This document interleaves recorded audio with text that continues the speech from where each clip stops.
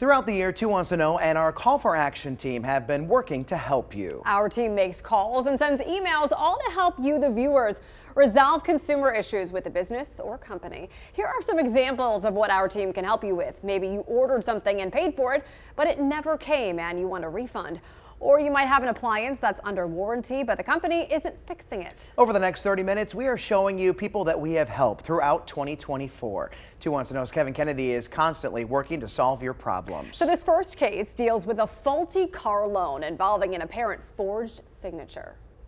Tara McKee has been looking for a new car. I had a girlfriend who recommended the dealership. The used Chevy checking all the boxes, so $24,000 later, she has her car. And then a problem. The next day the engine light was on and I took it to the dealership and they ordered the part for it. One problem fixed, others appearing. The speedometer stopped working, the gas gauge stopped working, so now it'll come off and on. Back to the dealership. This time it doesn't go well. They just told me they hadn't seen the used car sales manager either. The car is as is, there's nothing we could do for you. And they just blew me off. Tara's stuck, paying about $500 a month for a car that's not performing, eventually noticing something on the original paperwork. When I looked at the signature, I was like, oh no. And then I noticed it was notarized and I didn't notarize anything. Her signature, apparently forged, something not adding up. So I reached out for help because no one could help me. Everybody was, no one could give them any accountability. We contact the dealership and the loan company. This deal falling apart. The loan company called me and told me it will be a few weeks, but they're going to reverse the loan, which is great. This case ending up in court. Tara told the deal would be voided and her money refunded. I'm very relieved because it's been very stressful.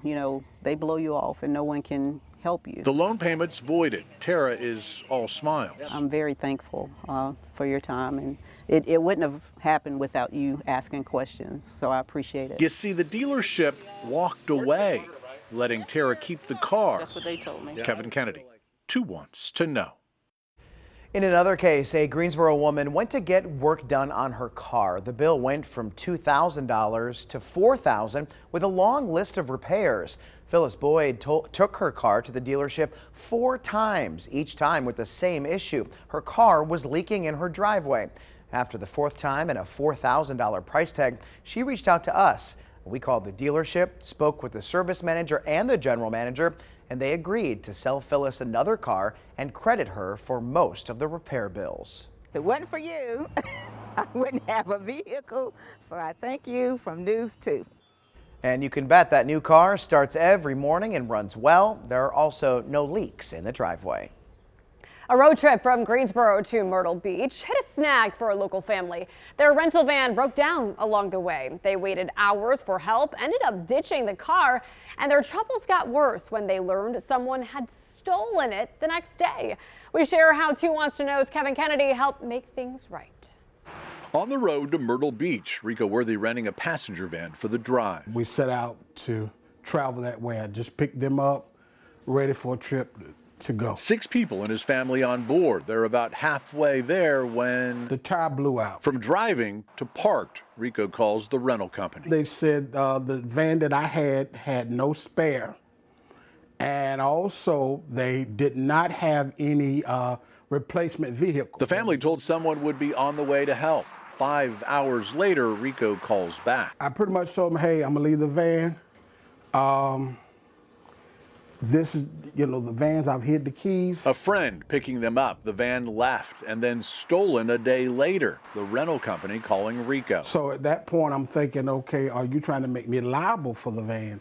Because I called several times telling you guys where the van was. The van eventually found, but it racks up hundreds of dollars in storage fees at a tow yard. The rental company wanting Rico to pay. He wants a refund of his $1,000 rental. I spoke with a regional president, spoke with, of course, the people in the local office. He also spoke to us, and we went to work. The next call a bit different. Basically said, I'm sorry for your experience.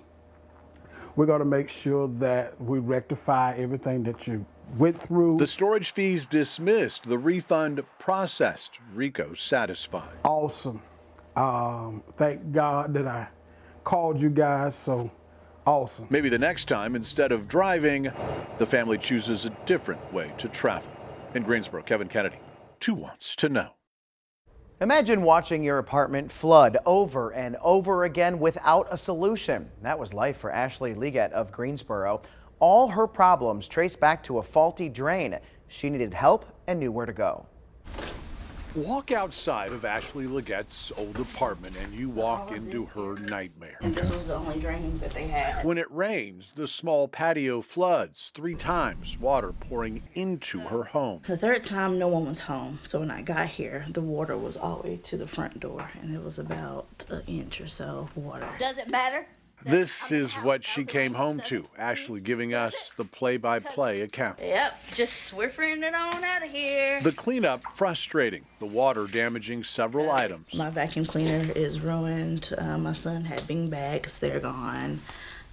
My rug, I had a nice rug in the middle of the floor, is gone. Ashley reaching out to management and WFMY News 2. She had enough. Stressful not knowing whether I'm going to come home to a flooded apartment every time it rains. On this night, Ashley spent 3 hours mopping. So they knew it was an issue before I even got here, and they still are leasing the places out. After Ashley calls us, progress. Now they have this drainage right here. Repairs and improvements are made. Once you all got involved, they actually got a solution going. An updated ground drain installed, a better solution than before. Ashley shooting this video prior to the work being done, asking the obvious question. How do they expect it to get out?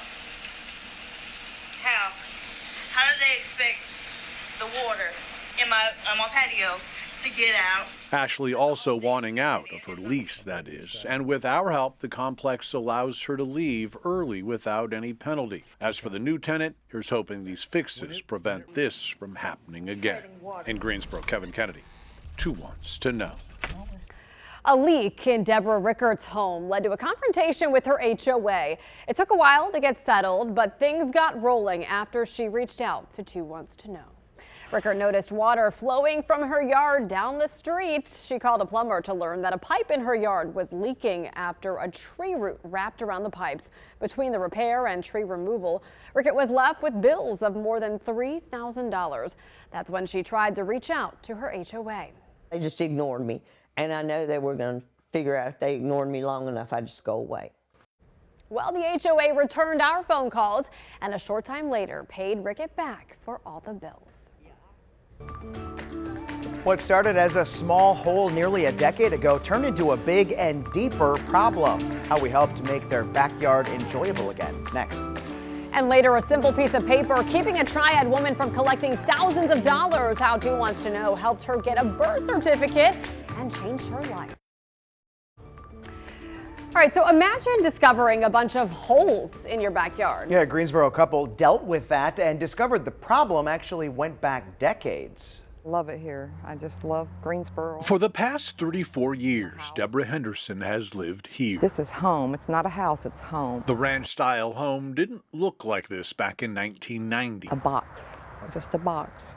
And year after year after year, we just done this and done that, and then we made it into our home. Part of that pride can be seen in the backyard. But about 9 years ago, she noticed a few little problems. Started to find holes in the backyard and had no idea, so we just put a brick on it. Didn't think no more of it. Well, over time, the holes got wider and deeper. They start out small, and then they just start collapsing, and I was scared that they were sinkholes. Deborah and her husband worried these boards placed over the holes. We took the boards, the 8x4s, to cover them up so my dog wouldn't fall in. As for the holes, Deborah noticed some utility lines down at the bottom, figuring this may be why the holes were forming, but couldn't figure out who they belonged to. I looked and looked and looked and searched, and I was dead end, and that's when I remember 2 Wants to Know. Deborah calls us, and we went to work, tracking down the company who had a crew come out. And they actually found more holes behind my gazebo and fixed them and pounded and worked, and they did an excellent job. The holes filled and covered with straw. You can step on it and it's solid. It's just solid. Deborah elated her yard is back in one piece. And the way you help me is just absolutely phenomenal. I couldn't have done it without you.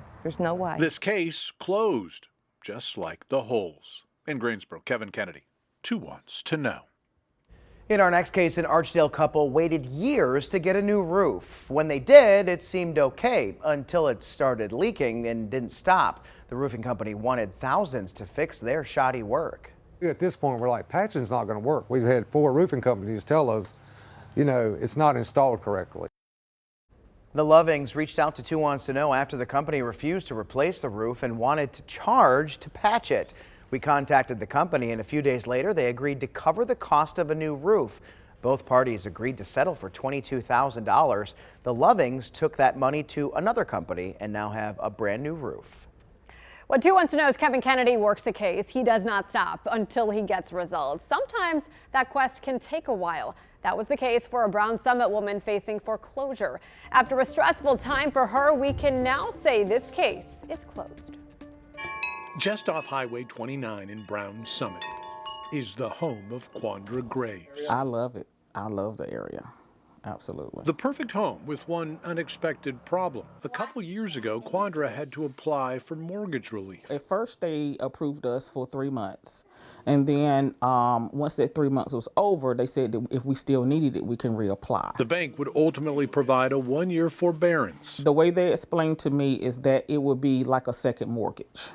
So it will be like a balloon payment at the end of our term. Quandra grateful and relieved, but after that year, there was another problem. It was a bunch of confusion because I kept talking to different agents and no one knew what they were talking about. That balloon payment Quandra believed was at the end of her 30-year term. The bank wanted paid immediately. What really made me panic was when I received a certified letter stating that. The bank starting the foreclosure process, a letter sent out. I was at the point where I was just going to get like an attorney because I didn't know what to do. Quandra calling us, we call the bank. And once you got involved, things started to come into place. The bank agreeing to stop the foreclosure process and add the money owed to the back end of the mortgage. Great.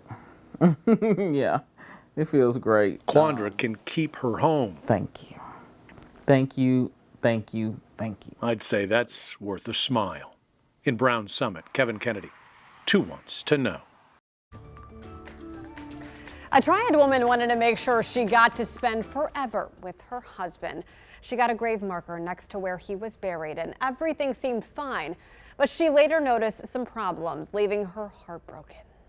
That was when we first got married. Every page packed with memories. Every picture tells a story. This was at a Christmas party for the car club. Larry and Peggy Cox were married 51 years. They met back in the 1960s. This was when we were dating. An Army veteran, Larry died in August of 2021. Peggy had her marker placed next to his.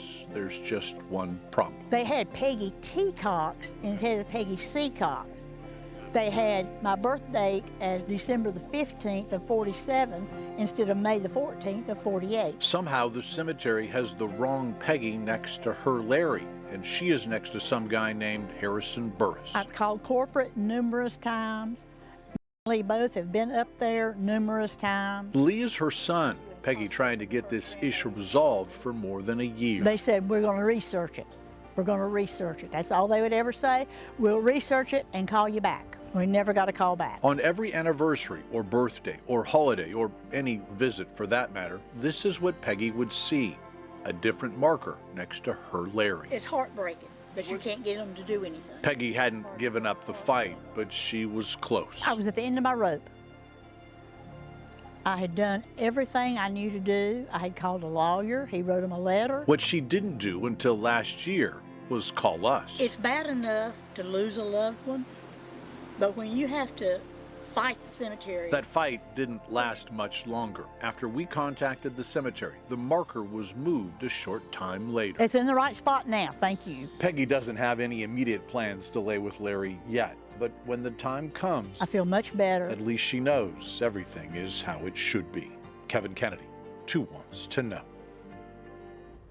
In our next case, after spending more than $7,000, waiting 8 months, and reaching out to 2 Wants to Know, a Triad woman now has her birth certificate. Shirley Russell needed her birth certificate to collect her husband's pension. For months, the couple lost $7,200 as they waited for the state to process her request. They gave me a PIN number. They gave me the account number and PIN number to call. I called and called. All it would say is in progress, in progress.